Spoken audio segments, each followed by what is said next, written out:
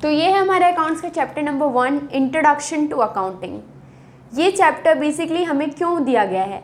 As per marks इस chapter के इतना ज़्यादा वेटेज नहीं है, लेकिन ये चैप्टर हमें ये बताता है कि अब आने वाले साल में आप जो पूरी बुक पढ़ने वाले हो अकाउंट्स की, वो क्यों पढ़ने वाले हो, पहली चीज़। दूसरी चीज़, आप अकाउंट्स पढ़ रहे हो तो आपको उसका मतलब भी पता होना चाहिए कि अकाउंट्स होता क्या है, उसके ऑब्जेक्टिव क्या क्या होते हैं, उसके फंक्शंस क्या क्या होते हैं, और कितने टाइप की अकाउंटिंग हो सकती है, और कौन कौन लोग हैं जिन्हें हम अकाउंट्स के बारे में कम्युनिकेशन करना है, हमें जिनको हमें बताना है कि हमने ये अकाउंट्स प्रिपेयर करे, ऐसे ऐसे हमने अकाउंट्स प्रिपेयर करे और इस अकाउंट से हमने ये रिज़ल्ट निकाले। मतलब हम फाइनेंशियल पोजीशन बतानी पड़ती है या प्रॉफिट और लॉस बताना पड़ता है। अकाउंट्स का मेन पर्पज़ यही होता है कि हम ये बता सकें कि धंधे में या तो प्रॉफिट हो रहा है या लॉस हो रहा है, या बैलेंस शीट जब हम प्रिपेयर करते हैं तो हमारी फाइनेंशियल पोजीशन कैसी है, कि हमारे एसेट कितने हैं, हमारे लाइबिलिटीज़ कितनी हैं। हमारे एसेट और लाइबिलिटीज़ को देख के हम डिसीज़न ले सकते हैं कि हमें कुछ खरीदना चाहिए, कुछ नहीं खरीदना चाहिए, इतना कैश हमारे पास है कि कैश फ्लो जो है फ्यूचर के हमारे चल जाएंगे। तो ये सारी जो चीज़ें हैं ये इसी चैप्टर में बताई गई है। जो स्टार्टिंग चैप्टर है ये हमारे इसीलिए दिया गया है ताकि आप बेटरली अंडरस्टैंड कर पाएँ कि अकाउंट्स क्या होता है।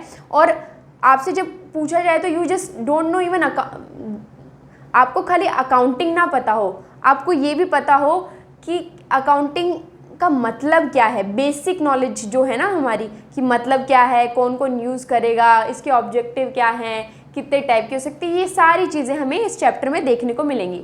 तो आइए हम स्टार्ट करते हैं हमारा पहला part, that is what is accounts. Okay, तो जो अकाउंटिंग है उसकी जो डेफिनेशन है वो क्या है, एक एक वर्ड को समझना है और उसका मीनिंग समझने के बाद उसका हम फ्लो चार्ट में मैं आपको पूरा एग्जाम्पल के साथ एक्सप्लेन करूँगी। यही जो है यही पर्टिकुलर, जैसे accounting is a systematic process of identify करना, इसका एक अपना मतलब आएगा, मेजरिंग उसका अपना मतलब, रिकॉर्डिंग अपना मतलब, क्लासीफाइंग, ऐसे करके पूरा चार्ट बनेगा। और वो जो पूरा चार्ट बनेगा ना, वही आपके अकाउंट्स के सारे चैप्टर्स हैं जो आप एंड तक पढ़ने वाले हो इस साल में। सो स्टार्ट करते हैं। अकाउंटिंग का मतलब क्या होता है? Accounting is a systematic process of identifying, measuring, recording, classifying, summarising, interpreting and communicating financial information. इसका मतलब क्या निकला? अकाउंटिंग एक ऐसा प्रोसेस है, सिस्टमैटिक प्रोसेस है, मतलब सिस्टम से चलना है, एक चीज़ के बाद एक चीज़ करनी है। यूँ नहीं कि पहला शुरू किया फिर लास्ट का कर दिया, ऐसे नहीं निकलेगा। एक के बाद एक एक के बाद एक स्टेप्स जब आप फॉलो करोगे तभी निकल के आएगा। तो सिस्टमैटिक प्रोसेस ऑफ आइडेंटिफाइंग मतलब क्या? आपको ये पता करना है कि फाइनेंशियल, मैं इस वर्ड पे ज़्यादा दबाव दे रही हूँ कि फाइनेंशियल नेचर की ही चीज़ें खाली अकाउंटिंग में आती हैं। जो फाइनेंशियल नेचर की नहीं है, जो पैसे में नहीं गिनी जा सकती, वो चीज़ें अकाउंटिंग में नहीं आती हैं। जैसे कि फॉर एग्जांपल कोई आपने कुछ 10 रुपये दे के एक पैकेट चिप्स का ख़रीदा, 10 रुपये दिए तो पैसे गए, तो आपको चिप्स मिला, तो ये अकाउंटिंग हो गई। लेकिन वही आप चिप्स आपको किसी फ्री में मिल गए, किसी ने आपको गिफ्ट में दे दिए, तो वो हमारी अकाउंटिंग में इंक्लूड नहीं होता है। या फिर आपकी मम्मा घर में काम करती हैं, तो वो जो घर में काम कर रही हैं उसका जो उससे आपकी लाइफ में क्वालिटी तो ऐड होती है, बट उसको आप क्वांटिटी में नहीं लिख सकते। जिस चीज़ को आप क्वांटिटी में नहीं लिख सकते वो अकाउंट्स का पार्ट फॉर्म नहीं करती हैं।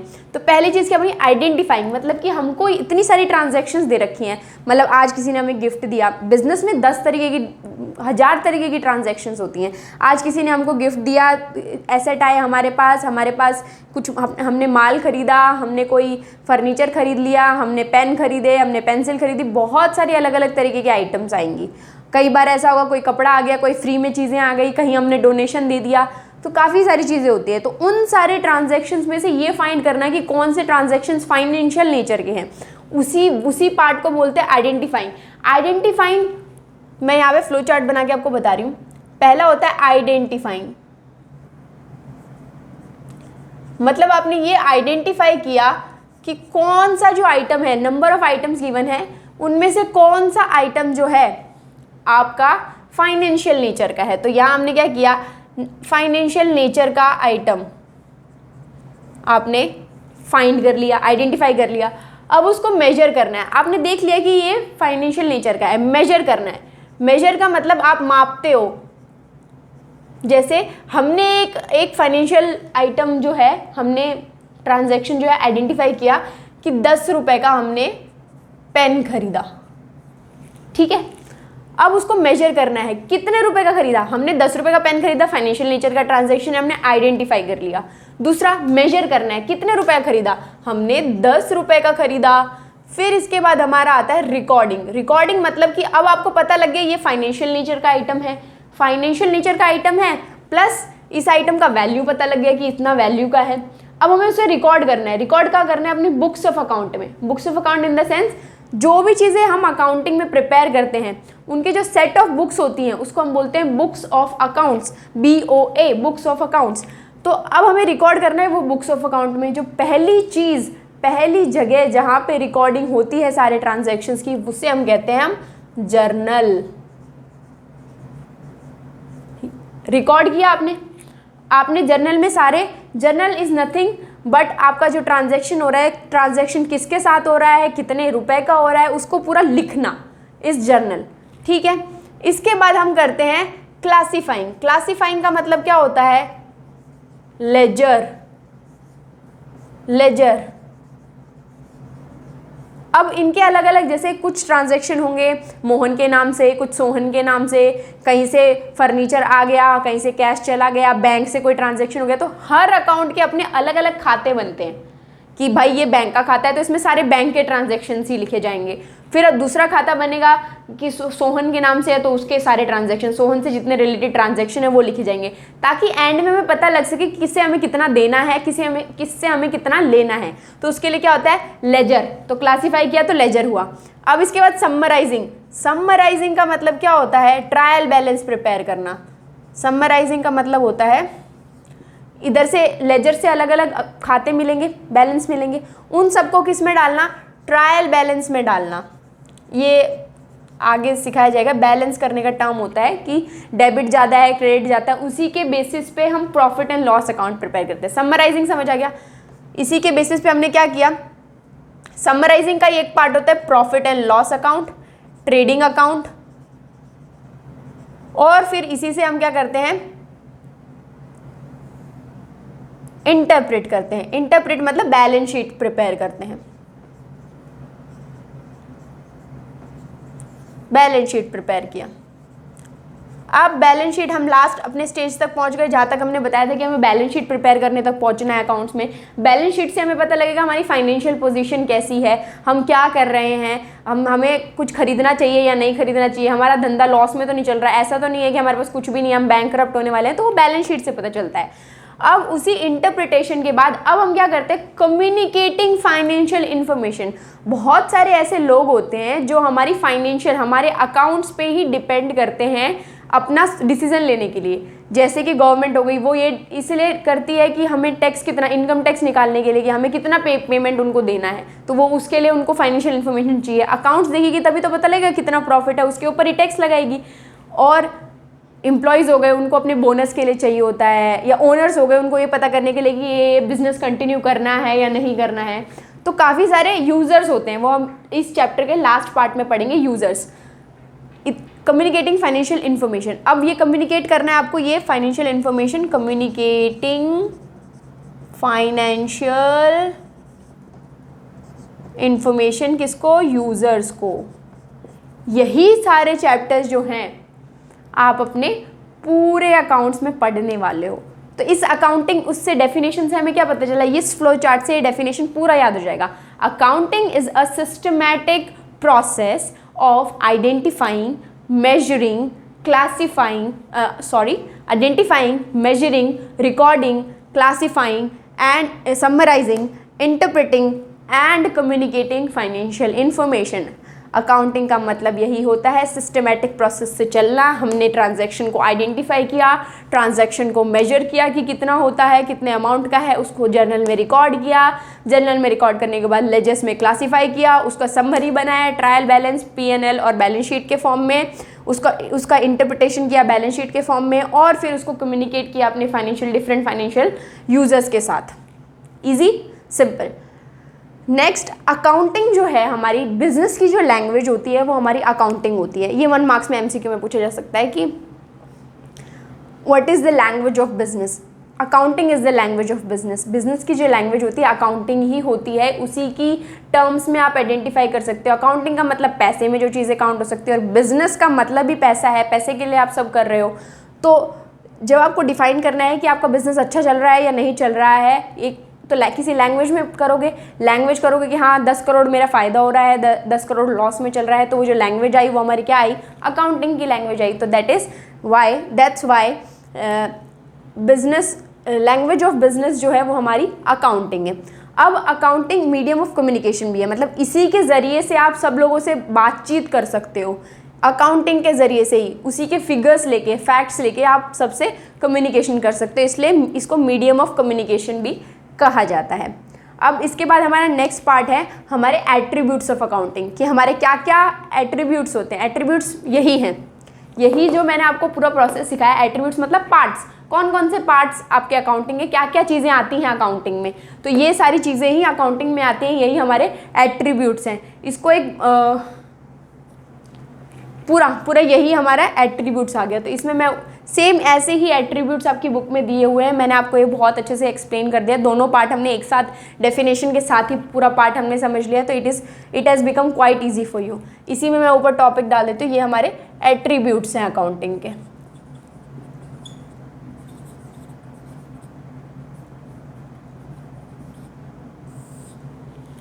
ओके, ये आपकी समरी का पार्ट प्ले कर सकती हैं। Take a look.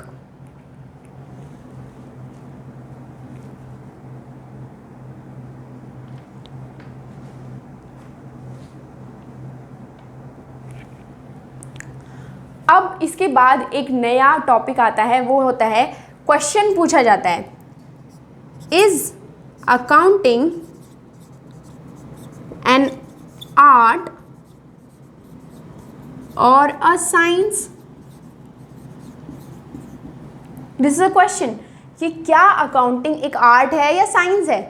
आर्ट का मतलब क्या होता है? आर्ट का मतलब होता है जहाँ पर आप प्रैक्टिकल नॉलेज लगाओ, अपना खुद का दिमाग लगाओ, वही आर्ट होता है। आर्टिस्टिक नॉलेज उसी को बोलते हैं ना, जहाँ आप अपना खुद का दिमाग लगा के कुछ क्रिएट कर रहे हो, तो दैट इज एन आर्ट।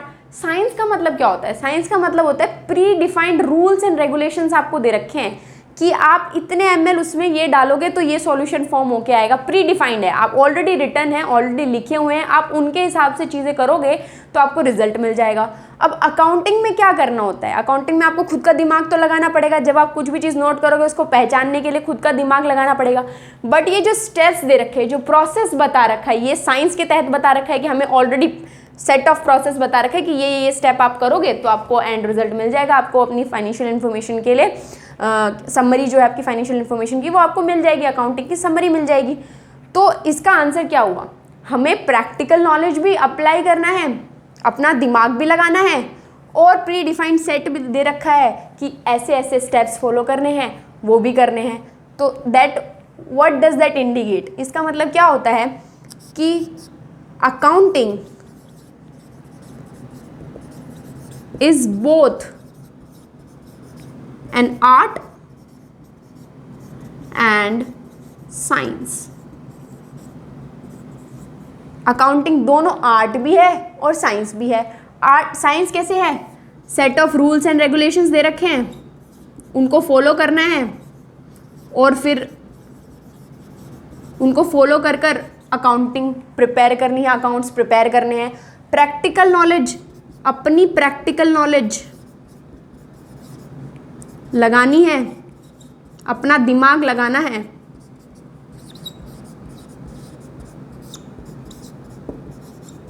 अपना दिमाग लगाना है।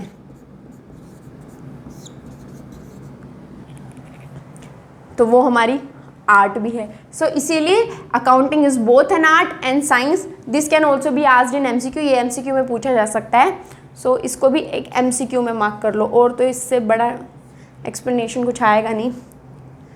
ये वर्ड्स जो मैंने लिखे हैं ना, ये याद रख लेना। Set of rules and regulations in science and art में प्रैक्टिकल नॉलेज होना चाहिए। Okay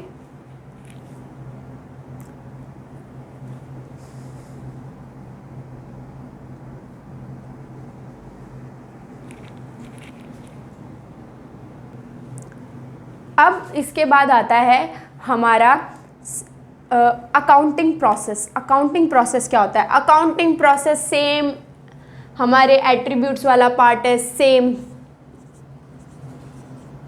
accounting process same as attributes, यही सेम स्टेप्स है, ये हमारे प्रोसेस ही है, ये पूरा का पूरा प्रोसेस है। मतलब आप अगर ये याद कर लेते हो या इस चीज़ को समझ लेते हो तो आपको एक अकाउंट्स होता क्या है उसका जिस्ट पूरा पता लग जाएगा। इसकी इंडिविजुअल जो चीज़ें हैं वो और डीपली हम जो चैप्टर्स आएंगे आने वाले उन चैप्टर्स में अच्छे से समझेंगे कि क्या होते हैं जर्नल लेजर, क्या होते हैं ट्रायल बैलेंस, क्या होता है। हर चैप्टर में उसका अपना एक एक्सप्लेनेशन है, उसको डीपली हम उसी चैप्टर में समझेंगे, क्योंकि बहुत ज़्यादा डीपली तो समझाना का अभी कोई तुक नहीं बनता है। तो इसलिए अकाउंटिंग प्रोसेस भी यही एट्रीब्यूट्स वाला पार्ट सेम है।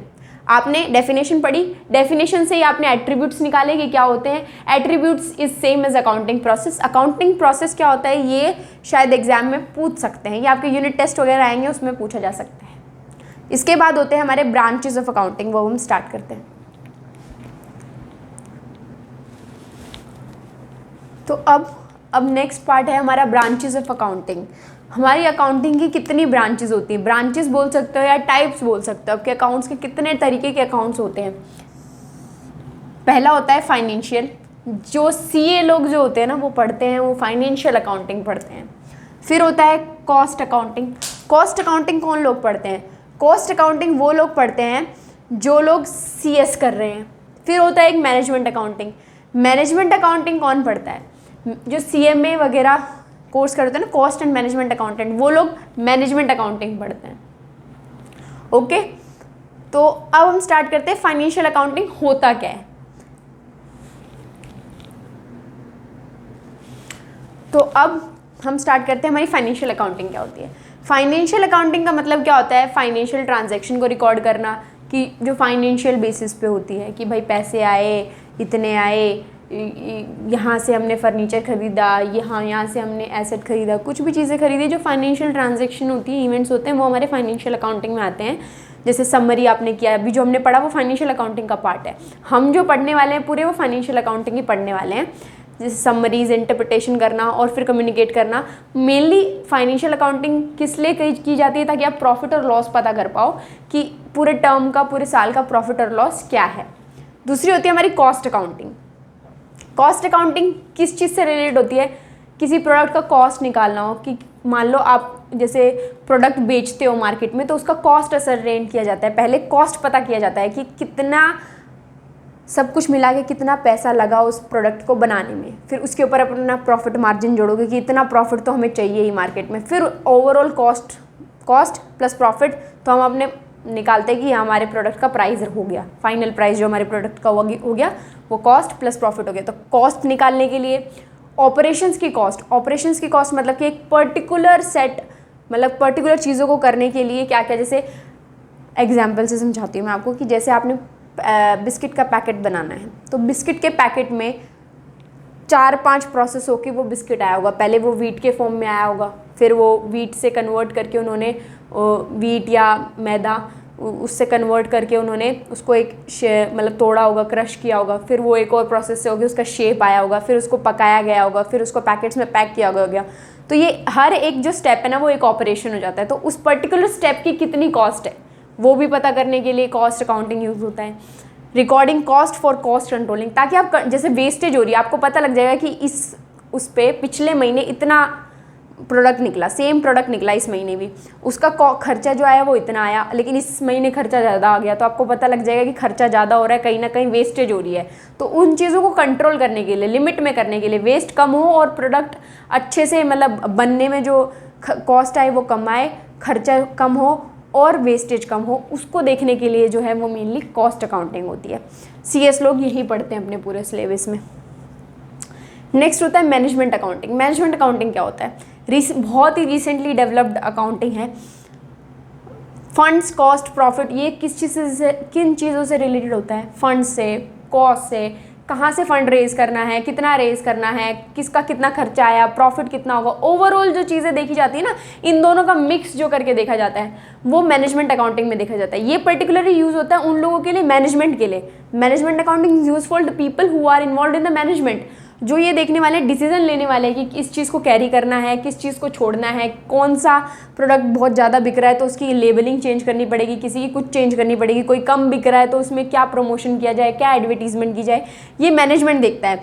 तो ये जो अकाउंटिंग होती है ना सोनली फॉर एक बंदे के लिए होती है, वो होती है हमारा सिंगल यूज़र ग्रुप होती है, वो हमारा होता है मैनेजमेंट। जो हमारा मैनेजमेंट है ये अकाउंटिंग पूरी की पूरी खाली उसी के लिए हो रही है ताकि वो डिसीजन ले सके कि कौन सा प्रोडक्ट मार्केट में और ज़्यादा मतलब उसका प्रमोशन करना है, उसकी एडवर्टीजमेंट करनी है ताकि उसकी सेल्स बढ़ जाए, और कौन सा प्रोडक्ट है जो हमें बंद करना है, जो अब बिल्कुल बिक नहीं रहा है मार्केट में, हमने सारी कोशिशें करके देख ली, तो अब वो कौन सा प्रोडक्ट है जो हमें बंद करना है।